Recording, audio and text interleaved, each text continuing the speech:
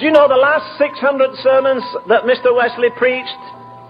He preached in the streets. He only got into church 6 times to preach out of 600 sermons. A friend of mine has a beautiful lithograph, an old picture I would like very much. And it shows a man with a butcher's cleaver standing before Wesley going to split his head. It shows a man with a pitchfork behind him. It shows a man in a tree with a trumpet blasting. They didn't want to hear him. He had to stand on his father's tomb to preach. Do you know the worst thing that happens to the Church of God is when it becomes rich? I said to you the other day that I like that definition by Dr. J.B. Phillips, because it's English anyhow, that J.B. Phillips has a summary of the Acts of the Apostles which is superb. He sees the whole of the Acts of the Apostles throbbing with life. Why? Because the love of God was shed abroad in their hearts. And J.B. Phillips sums up the early church in the Acts of the Apostles like this. He says, this is the church of Jesus Christ before it became fat and short of breath by prosperity. This is the church of Jesus Christ before it became muscle-bound by over-organization. This is the church of Jesus Christ where they didn't gather together a bunch of intellectuals to study psychosomatic medicine. They healed the sick. This is the church of Jesus Christ where they did not say prayers, but they prayed in the Holy Ghost. No wonder they were an embarrassment to government. No wonder they turned the world upside down. They didn't live in the lush, smooth, comfortable atmosphere we're in.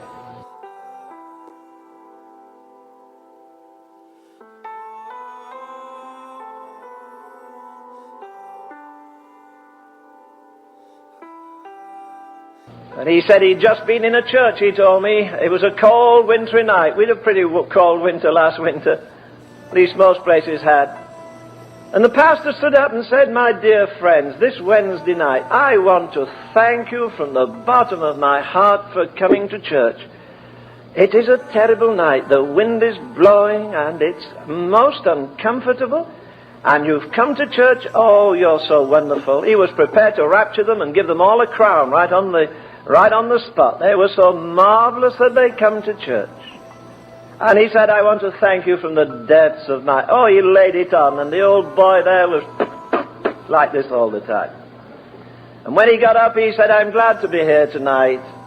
And I would like to add my personal gratitude that you people left your central heated homes and got in your beautiful heated cars and came to this heated church to sit on these nice soft pews, whereas where I am in Africa, a man will walk 15 miles to church and often have to stop to get thorns out of his feet, and often hazard his life because there are lions there, and often has danger crossing a river because of hippotami. Oh God, anyhow, you know what they are, those ugly things. And then on top of that, crocodiles.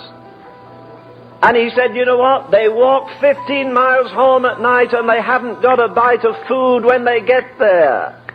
And you lush people left your warm homes for your warm cars for a warm church and beautiful seats. He said, I'm going to preach, but I'll have to go and throw up first. You'll make me sick.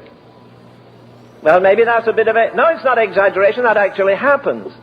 But you see, the softer you get, oh, aren't we wonderful? I sometimes wonder what will happen when persecution really does come. How many of us will stand the test? Have we got what it takes? You can't love theology, you can't love a creed, you can only love a living person who is Jesus Christ.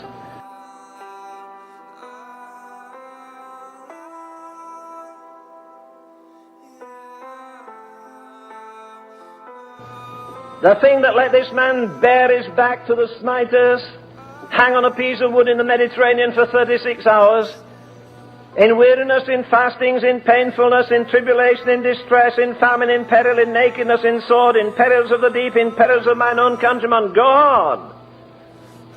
And he exhausts everything the devil can shoot at him, and he comes up smiling at the end of it. He says, do you know what? They're never going to treat me better than they treated him.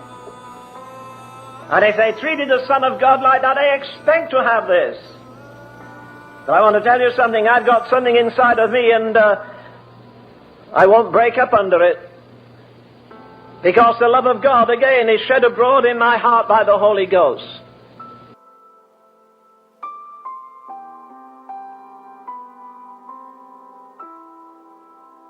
Choosing rather to suffer affliction. Come on, you idiot. Sit down and count the cost.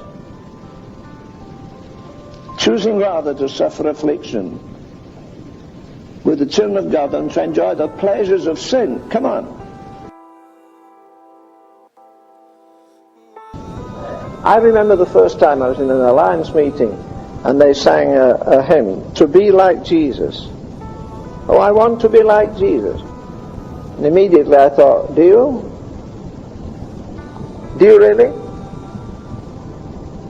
Do you want 40 days in the wilderness with the devil? Do you want to be considered mad by your relatives? Would you really like a Judas in your life? Would you like a Thomas in your life that would doubt you? Do we want to be like him? He was the master of a situation like this. His strength is made perfect in weakness. Somebody slapped him on the jaw. He could have breathed on him and shrunk him like a fly, dying.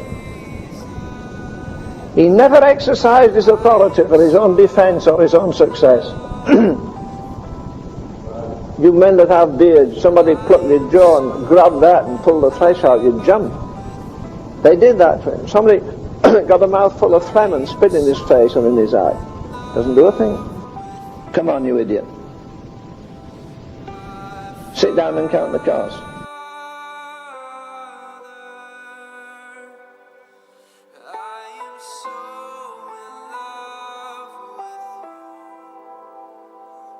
I sometimes wonder what will happen when persecution really does come. How many of us will stand the test? Have we got what it takes? You can't love theology, you can't love a creed, you can only love a living person who is Jesus Christ.